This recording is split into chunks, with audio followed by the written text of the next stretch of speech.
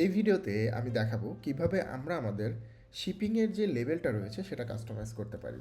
So প্রথমে আমরা একটু অর্ডারে চলে যাব। অর্ডারে গিয়ে আমরা একটু দেখে নিই আমাদের শিপিং লেভেল কোনটা। আমরা যদি এখানে প্রিন্ট লেভেল দেই, তাহলে আমাদের এখানে একটা লেভেল আসছে প্রিন্টের জন্য, যেটা আমরা কুরিয়ারে পাঠানোর সময় দিই অথবা আমাদের প্যাকেজিংয়ে ইউজ করি। সো এই লেভেলটা আমরা কাস্টমাইজ করতে যাচ্ছি। সো আমি প্রথমেই আমরা ডেলিভারি সেটিংসের লেভেলে চলে যাব।